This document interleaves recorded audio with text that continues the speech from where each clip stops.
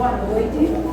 Gostaria de cumprimentar a todos na pessoa do excelentíssimo presidente deste Colégio Tribunal de Justiça.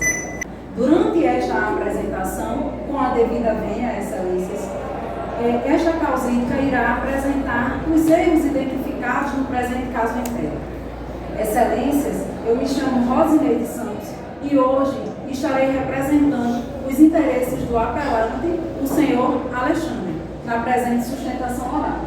E o que me traz aqui hoje, excelências, a fazer essa sustentação oral desse recurso de apelação com relação ao artigo 1009 e 996 do Código de Processo Civil, é justamente a injustiça que está por acontecer caso haja a manutenção, caso não haja a anulação da decisão do juízo sentenciante, pois não houve nenhuma retratação no prazo de 5 dias, conforme previsto no artigo 485, parágrafo 7º do nosso Código de Processo Civil. Excelências, não restam dúvidas de que trata-se de uma relação de consumo que deve ser protegida pela Lei 8.078 de 1990, o nosso Código de Defesa do Consumidor. E não resta dúvidas também, excelências, de que aqui o apelante, o senhor Alexandre, ele está previsto como consumidor conforme prevê o artigo 2º do Código de Defesa do Consumidor. E a apelada, a concessionária Alfa, conforme previsão no artigo 3º do mesmo Código de Defesa do Consumidor, é tido como fornecedor. Excelências, também não resta dúvidas que trata-se de um contrato de adesão, com previsão no artigo 54 do Código de Defesa do Consumidor. E nesses contratos de adesão, o que acontece, excelências? O fornecedor é quem faz toda a definição das cláusulas presentes nesse contrato. E ao consumidor não cabe nenhuma contestação com referência a essas cláusulas. Excelências, é interessante destacar que quando se trata de uma relação de consumo, deve-se observar o que preconiza o artigo 51 do Código de Defesa do Consumidor. Porque nesse artigo 51 está previsto que existem algumas cláusulas que são nulas de pleno direito. E no presente caso em tela, existem 2 incisos que deveriam ter sido cuidadosamente observados. Quais sejam o inciso 7º e o inciso 17. O que diz esses incisos, excelências? O inciso 7º vem dizer que é nulo de pleno direito a cláusula que ela determina que deve-se ter a utilização obrigatória da arbitragem. E com relação ao inciso 17, ele assevera que é nulo de pleno direito a cláusula que condicione ou limite o acesso ao Poder Judiciário.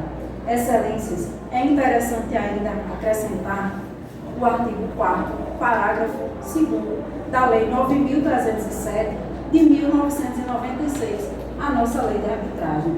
Segundo essa lei, ela assevera que, quando se trata de contrato de adesão, a cláusula compromissória, ela só terá eficácia quando é o aderente, e aqui no caso em tela é o senhor Alexandre, quando esse aderente, ele que toma a iniciativa por essa instituição com relação à arbitragem, ou ainda quando ele declara de forma expressa que ele concorda com a instituição dessa arbitragem.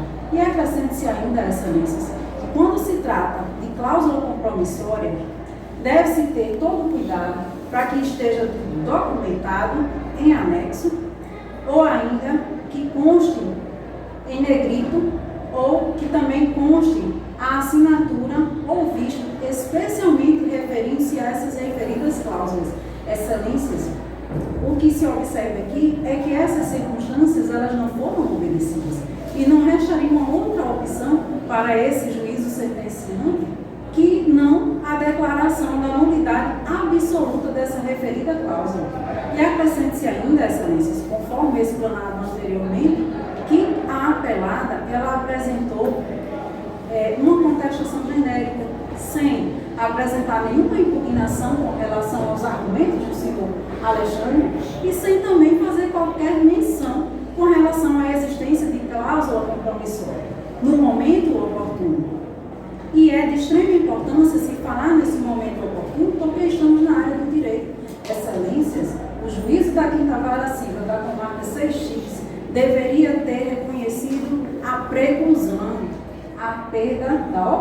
oportunidade da apelada de se pronunciar sobre o assunto.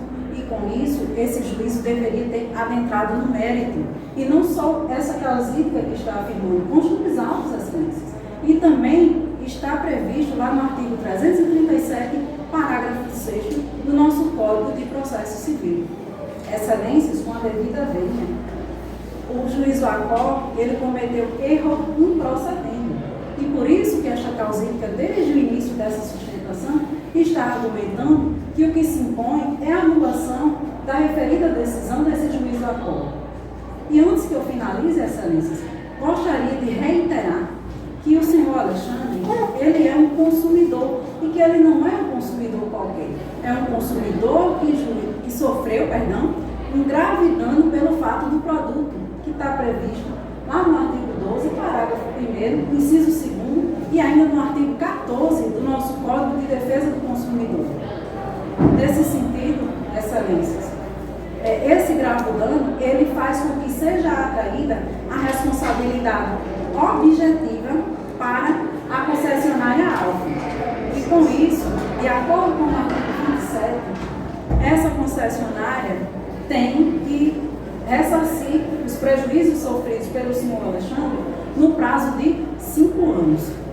Diante do exposto, excelências, esta advogada vem perante vossas excelências pedir pelo provimento do presente recurso de apelação e ainda reforçar os seguintes pedidos: que seja anulada a sentença do juízo da 5ª Vara Civil da Comarca 6X e que seja proferida outra sentença em seu lugar, isso conforme reconhece a doutrina em sua teoria da causa madura, que nós também é reconhecido pelo Código de Processo Civil em seu artigo 1013, parágrafo 3º do nosso Código, conforme já explanei. Que seja ainda, excelências, a apelada condenada a ressarcir o senhor Alexandre pelo valor que foi pago pelo veículo.